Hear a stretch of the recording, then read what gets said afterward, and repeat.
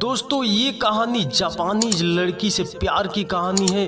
बहुत इंटरेस्टिंग कहानी है। इसमें देखिए कैसे जापानीज लड़की प्यार करती है और क्या होता है आगे। तो चलिए शुरू करते हैं। यूं ही कॉलेज में पढ़ते पढ़ते साथ ही साथ जापानीज भाषा पढ़ मोहन ने उसमें 2 साल का कोर्स पूरा कर लिया। अब तो काफ़ी अच्छे से पढ़ना लिखना आ गया था। बस अब शहर से दूर जाना था ताकि कोई अच्छे से कंपनी में काम कर सके। एक बहुत बड़े कंपनी से लेटर भी आया कि आपका चयन इस कंपनी में हो चुका है। बस अब जाना ही शेष था। घर पर मोहन के अलावा और कोई संतान न थी। माँ का बीमार होना मानो उसके भविष्य में एक रुकावट ही थी। जिस दिन मोहन को ज्वाइन करना था उसी दिन माँ की तबीयत ऐसी बिगड़ी कि दिल्ली छोड़ उसे वापस अपने शहर बनारस में आना पड़ा। कुछ वक्त के लिए मोहन को एक टूर कंपनी में नौकरी मिल जाती है, मगर वहाँ उसे एक पल भी खुशी नहीं होती। मोहन ने खुद के सपनों को संवारने के लिए जापानी भाषा चुना था। हाथ में उसके सपनों की चाबी आते आते चली गई। वो मन ही मन कोसता माँ बाप को कुछ कह नहीं पा रहा था, मगर उसे वहाँ रहना पसंद नहीं आ रहा था। मोहन की चाह थी कि वो जापान चला जाए। उसके लिए उसे चाहे जो भी करना पड़े। उसने एक शॉर्ट टर्म कोर्स करने की ठानी। साथ ही साथ उसने थोड़ी सी ज्योतिष विद्या भी सीख ली। उसे आचार्य के साथ ज़्यादा अच्छा लगता। एक दिन उसके ऑफिस में एक काम आया तो उसके बॉस ने कहा। बॉस बोला, मोहन एक काम करोगे? जानता हूँ तुमको ये काम बिल्कुल भी पसंद नहीं है, मगर मेरे पास और कोई भी चारा नहीं है। एक जापानीज लड़की यहाँ पर ध्यान और साधना के अध्ययन को आ रही है। तुम्हें साथ रहना होगा। उसके भाषा की कोई परेशानी नहीं होगी उसे। शायद हिंदी भी सीखना चाहती है। उसके लिए तुमको मदद करनी होगी। जस काम को और कोई भी नहीं करेगा क्योंकि 1 महीने का काम है। मोहन बोला, कर लूँगा सर। बॉस बोले, ठीक है, कल सुबह की फ्लाइट से आ रही है। एयरपोर्ट जाना होगा तुमको। ताज होटल में रुकेगी। ये पकड़ो सारे डिटेल्स उसके। मोहन सुबह एयरपोर्ट पर पहुंच जाता है। फ्लाइट के आने के साथ ही सभी यात्री धीरे धीरे बाहर आते हैं। एक बड़ी ही प्यारी सी जापानीज लड़की अपने सामान को संभालते उसे बाहर आती रहती है। मोहन अपने हाथों के इशारे से उसे हेलो करता है और उसे उसका नाम दिखाता है। उस लड़की का नाम योशिमी मोरिया था। योशिमी जापान के टोक्यो शहर में रहती थी। मोहन की जापानीज भाषा से योशिमी काफी खुश हो जाती है। धीरे धीरे दोनों ही काफ़ी अच्छे दोस्त बन जाते हैं। यूं ही एक रात मोहन को एक तरकीब सूझी कि क्यों न योशिमी से शादी कर मोहन जापान में ही रह जाए। दिमाग में ये बात आते ही मोहन को मानो जैसे अपने सपनों को हकीकत करने की उम्मीद दिखाई देने लगी। योशिमी सीखने में काफ़ी तेज थी, इसलिए धीरे धीरे उसे हिंदी समझ आने लगी। बोलने में थोड़ी कठिनाई होती, मगर फिर भी बोल लेती। एक दिन मोहन योशिमी को अपने घर पर माँ बाप से मिलाने ले जाता है। मोहन का घर बहुत बड़ा नहीं, मगर एक परिवार के रहने के लिए पर्याप्त था। योशिमी मोहन की माँ से मिल बहुत खुश होती है। योशिमी खुद तो अनाथ थी, इसलिए उसे आज मोहन की माँ से मिल बहुत खुशी हुई। एक दिन योशिमी और मोहन एक कॉफी शॉप में बैठे कॉफी पीते रहते हैं। मोहन बोला, योशिमी सान तेओ मिसेत कुदसाई, यानी इसका हिंदी हुआ अपना हाथ दिखाना। योशिमी बोली, नान देसु का क्या है? मोहन बोला, ते ओ मीते जिन से नो काटे ओसियो मासू, इसका हिंदी हुआ हाथ देख तुम्हारे जीवन की बात बताऊंगा। वे लोग जापानी भाषा में बातें कर रहे थे। योशिमी के हाथों को देख मोहन ने कुछ तो सच और बहुत सी झूठी बातें बता दी, जिससे कि योशिमी पूरी तरह से मोहन पर लट्टू हो जाती है। 1 महीना बीत जाता है और योस्मी के जाने का वक्त हो जाता है। आखिरी दिन योस्मी और मोहन एयरपोर्ट पर बातें करते हुए बोले। योस्मी बोली, अब जाने का समय हो गया है, फिर से भारत आऊंगी, तुमसे मिलकर अच्छा लगा, हिंदी सीखने के लिए धन्यवाद। मोहन बोला, धन्यवाद नहीं धन्यवाद, तुम अब अच्छा बोल पा रही हो, मैं ईमेल से बताता रहूँगा, बाकी चैट भी करेंगे हम, तुम अच्छे से सीख जाओगी। वैसे मैं तुम्हारे लिए कुछ लाया हूँ। उपहार देते हुए मोहन बोला, ये यहाँ की साड़ी है तुम्हारे लिए, जैसा उस दिन तुम पहनी थी उसी तरह से पहनना, अच्छी लगोगी, फोटो भेजना मुझे। योस्मी बोली, जी जरूर, आप जापान कब आएंगे? मोहन बोला, जापान?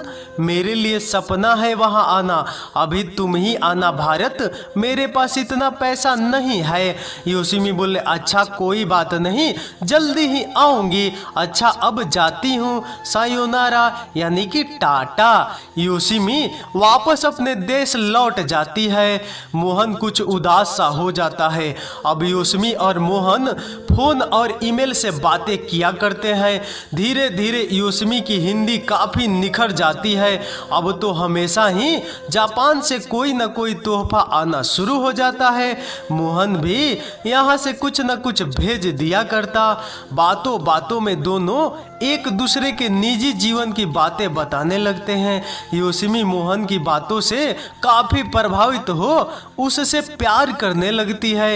एक दिन अपने प्यार का इजहार मोहन से करती है तो मोहन भी हाँ में जवाब दे देता है। योस्मी थी तो जापानी, मगर उसका दिल भारत में बसता था। यहाँ के तौर तरीके, रस्मों रिवाज सभी कुछ उसे बहुत भाते। योस्मी दिल से भारतीय हुए जा रही थी। एक दिन बातों बातों में योस्मी ने मोहन से कहा कि वो भारत आ रही है, आगे 5 दिन में वो बनारस में आ जाएगी। मोहन रात में फोन मिलाता है। मोहन बोला, हेलो योस्मी, सान गेनकी देशु का, यानी इसका हिंदू हुआ, आप ठीक हैं?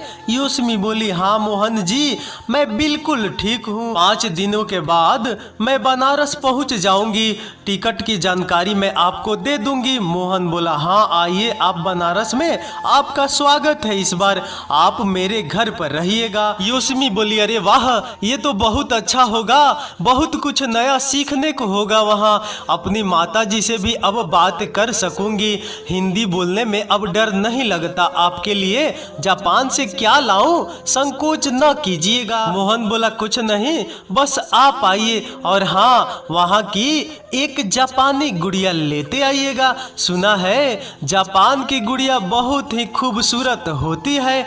योस्मी बोली, ठीक है अभी रखती हूँ, बहुत तैयारी करनी है, अभी मिलती हूँ आपसे जल्द ही। योस्मी के बताए हुए तारीफ में योस्मी बनारस पहुँचती है। एयरपोर्ट पर योस्मी और मोहन गले मिलते हैं। गले मिल योस्मी की आंखें भर जाती है।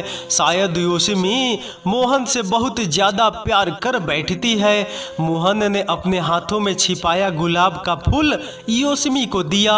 योस्मी खुशी खुशी उसे ले अपने बैग में रख लेती है।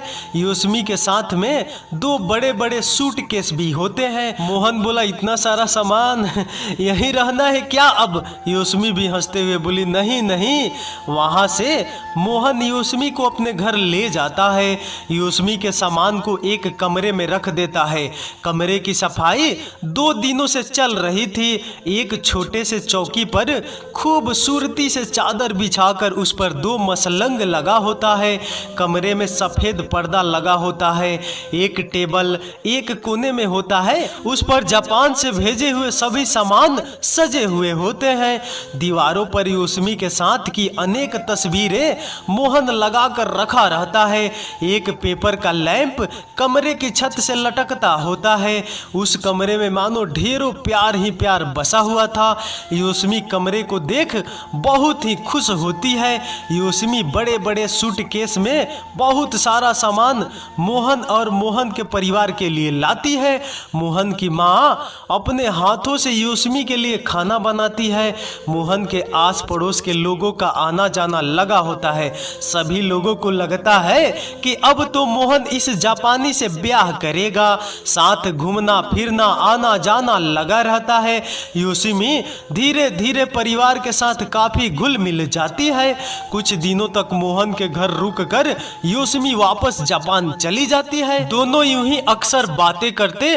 फिर एक दिन मोहन को योस्मी का ईमेल आता है, तुम्हारे लिए एक लेटर भेज रही हूँ, वीजा लगवाओ, एयर टिकट लेकर जापान आओ, पैसे मैं भेज रही हूँ तुम्हारे बैंक अकाउंट में।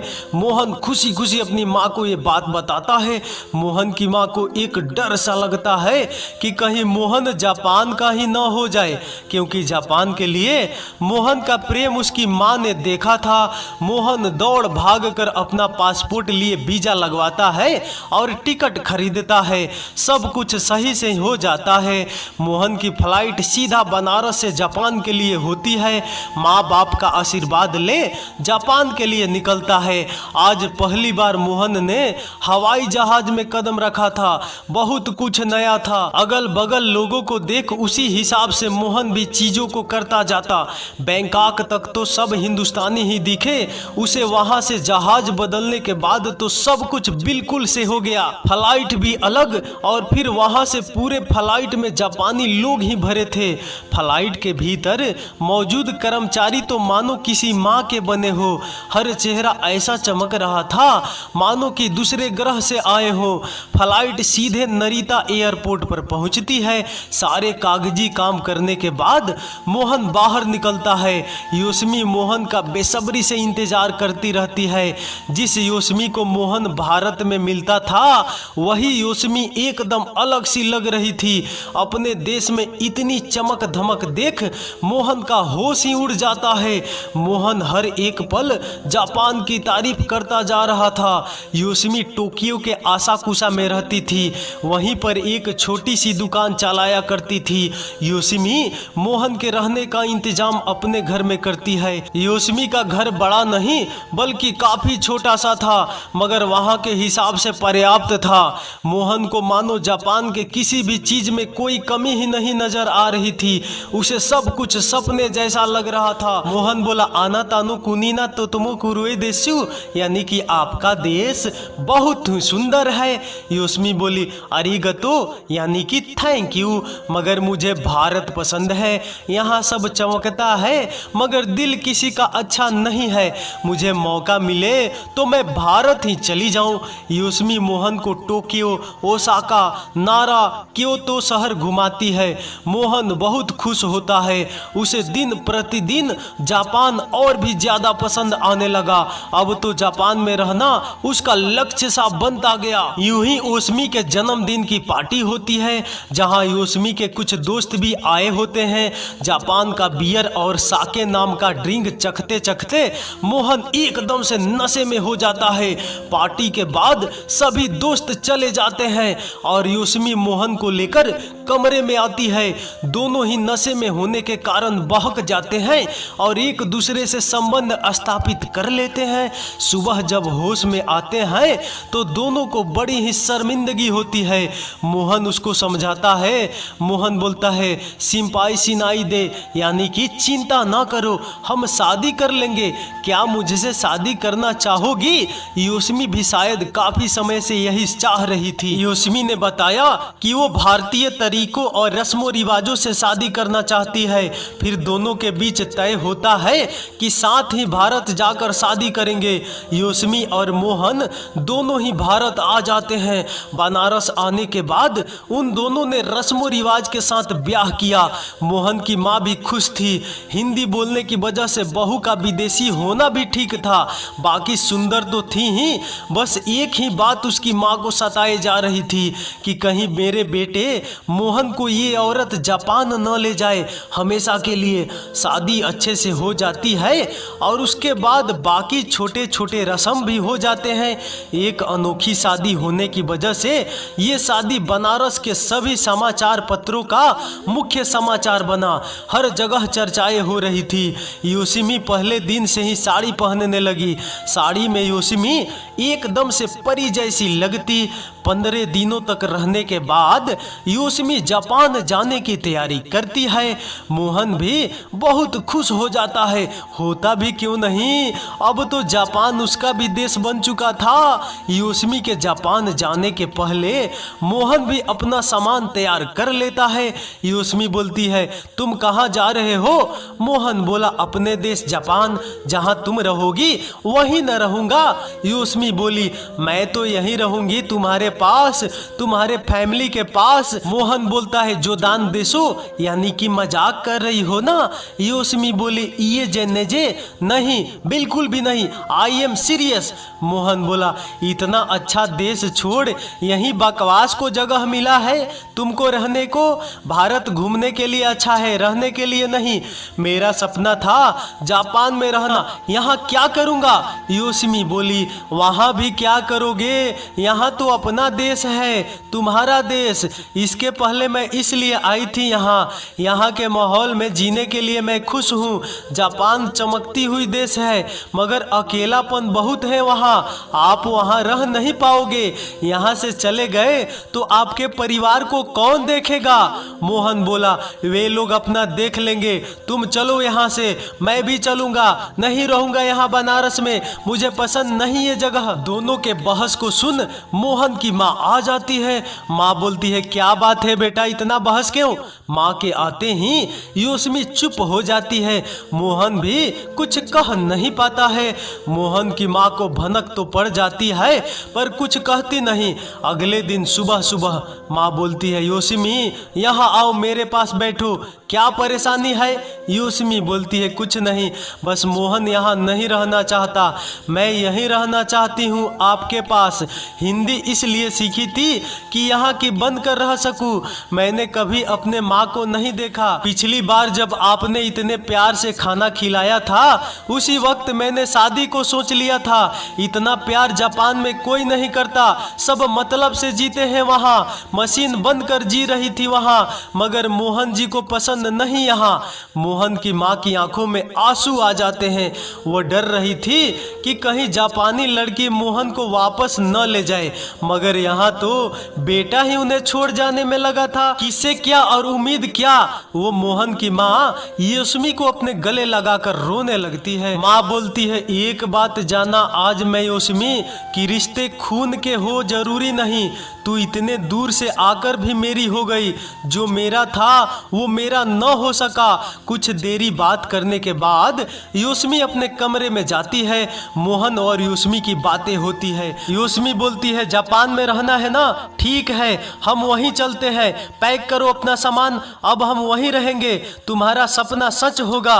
मोहन के चेहरे पर खुशी की लहर आ जाती है। उसकी नाराजगी ने योशिमी का मन बदल दिया था। मोहन बोलता है, हाँ वहाँ रहना अच्छा होगा, वहाँ भविष्य है, सुविधाएं हैं, जीवन है। योशिमी ने कुछ न कहा, अपना सामान समेटने लगी। अगले दिन खाने के टेबल पर योशिमी बोली, माँ हम दोनों अब यहाँ न रहेंगे, हम जापान जा रहे हैं, अब हम वहीं रहेंगे। मोहन बोलता है, हाँ माँ हम वहीं रहेंगे, आते रहेंगे मिलने तुमसे। तुम लोगों को कोई जरूरत होगी तो फोन करना। कितने देर का रास्ता है? माँ की आंखों में आंसू निकल जाते हैं। मोहन के पिता ने कुछ भी न कहा। वो ऐसे आहत होते हैं कि मोहन को कुछ भी न कहते हैं और घर से बाहर चले जाते हैं। योशिमी और मोहन अगले दिन ही टिकट ले जापान को निकल जाते हैं। जापान पहुंचकर अपना सामान रखने के साथ ही योशिमी मोहन से साफ सफाई करने को कहती है। मोहन बोलता है, हम लोग अभी अभी तो आए हैं, थोड़ा सा रुक जाओ। योशिमी बोलती है, गलत बात है, हम लोग सबसे पहले सफाई करते हैं, नहीं तो सब काम में देरी होगी। मोहन कुछ कह नहीं पाता है। साफ सफाई में लग जाता है। सफाई करते करते थक जाता है। इसी बीच योशिमी बाकी के काम करती रहती है। रात बीतने पर योशिमी ने इच्छा जाहिर की। योशिमी बोलती है, कुछ भारतीय व्यंजन बनाओ, यहाँ का खाना अब पसंद नहीं आता मुझे। मोहन से जो बन सका वो बनाया और दोनों खाकर सो जाते हैं। अगले दिन सुबह नाश्ते के बाद दोनों आशा कुशा पहुंच जाते हैं दुकान खोलने को। दुकान में भी एक के बाद एक काम करते करते मोहन थक कर चूर हो जाता है। मोहन बोलता है, अरे बहुत थक गया हूँ, थोड़ा सा रेस्ट करूंगा। दोस्तों, मैं बता देना चाहता हूँ बीच में कि योशिमी जापान में एक उनका छोटा दुकान था, वही चलाती थी। अब योशिमी बोलती है, यहाँ के नियम तो जानते ही हो, यहाँ रहना है तो यहाँ के हिसाब से ही रहना होगा तुमको। यहाँ तो वाज भी लोग मशीन की तरह ही रहते हैं, जानते तो हो। यूं ही काम काम करते करते मोहन को एक हफ्ता बीत जाता है। मोहन बोलता है, क्या हम लोग बाहर नहीं जाएंगे कहीं?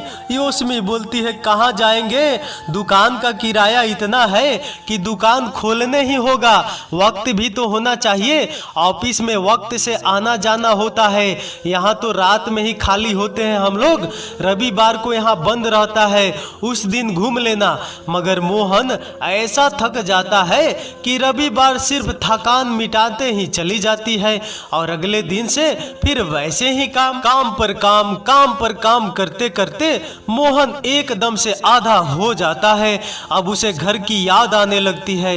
अपने घर पर रहने पर भी कभी इतना काम न किया था। मन ही मन उसने सोचा, इससे अच्छा तो भारत में ही था, यहाँ तो इतना काम करना पड़ता है कि मर ही जाऊंगा।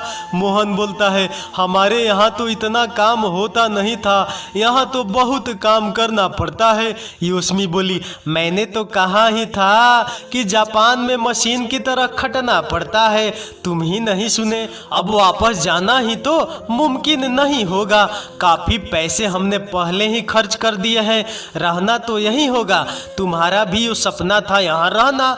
मोहन कुछ कह नहीं पा रहा था, उसे अपने माँ बाबा की याद आ रही थी। रात में बाहर निकल गया कि थोड़ा टहल आता हूँ। मोहन ने रास्ते पे कुछ पूछने को एक जापानी को रोका तो उस जापानी ने उसे झटकार कर उसे भगा दिया। मोहन को समझ आया कि बनारस में तो हम ऐसा नहीं करते हैं, कोई किसी को ऐसे नहीं कहता है, ये सचमुच अजीब ही देश है। अगले दिन दुकान पर कुछ ग्राहक आने पर मोहन ज्यादा खुश न होने की वजह से ठीक से पेश नहीं आया तो ग्राहक ने योशिमी से शिकायत कर दी। शिकायत सुन योशिमी एकदम से नाराज हो जाती है और मोहन को फटकार लगा देती है। मोहन की आंखों में आंसू आ जाते हैं। मोहन वापस अपने शहर जाना चाहता है मगर योशिमी ने साफ इनकार कर दिया था। योशिमी की बेरुखी देख मोहन बहुत दुखी था। जापानी जितने सीधे दिखते उतने होते नहीं थे। वक्त में थोड़ी सी भी देरी हुई नहीं कि दोस्त तक आपका साथ नहीं देगा। वक्त की जो कदर किया उसी का सम्मान होगा। यूं ही अनेकों बार मोहन की बेइज्जती होती गई। एक रविवार योशिमी और मोहन बाहर घूमने को निकले। ट्रेन में सफर के दौरान हाथों से मोहन के कोक का कैन गिर जाता है और सभी जगह फैल जाता है। योशिमी जल्दी से अपना रुमाल और टिश्यू निकाल कर कोक पोंछने लगती है। ये हरकत देख ट्रेन में मौजूदा कुछ जापानी लोग नाराज हो जाते हैं। मोहन को 4 बात सुना दी जाती है। घर लौटते लौटते मोहन का चेहरा रोना जैसा हो जाता है। योशिमी मोहन के सामने बैठा उससे पूछती है। योशिमी बोलती है, क्या बात है? मोहन बोला, मैं यहाँ नहीं रह पाऊंगा, शायद तुम ठीक कहती थी, मुझे वापस जाना है। ये घूमने के लिए ठीक है, रहना कठिन है, इतनी बेरुखी मुझसे बर्दाश्त नहीं होगी। मुझे अपने माँ की याद आ रही है, मुझे घर जाना है, यदि तुम चलना चाहती हो तो चलो अब। योशिमी बोली, ठीक है वापस चलते हैं, मैंने तो कहा था तुमसे मगर तुम ही नहीं माने। यहाँ अकेलापन बहुत है, सामान पैक करना शुरू करो। 5 दिनों बाद की टिकट बन जाती है। योशिमी इस दौरान अपना दुकान और घर दूसरे को किराए पर दे देती है। बेजरूरत की चीजों को बेचकर वहां से भारत लौट आती है। घर में घुसते ही मोहन दौड़ छोड़कर अपने माँ को गले लगाकर खूब रोता है। योस्मी और माँ बस एक दूसरे को देख मुस्कुराते रहते हैं। तो दोस्तों, ये कहानी आपके दिल को छू गई हो और आपको पसंद हो तो एक लाइक कर दो यार। मैं रिक्वेस्ट करता हूँ, मैं रो रहा हूँ, मुंह दुख जा रहा है, एक लाइक तो कर दो यार, बस एक लाइक कर दो। और कमेंट अगर कीजिएगा तो मैं कमेंट का जवाब जरूर दूंगा। तो चलिए अगले वीडियो मिलते हैं, तब तक नमस्कार, धन्यवाद, बाय बाय।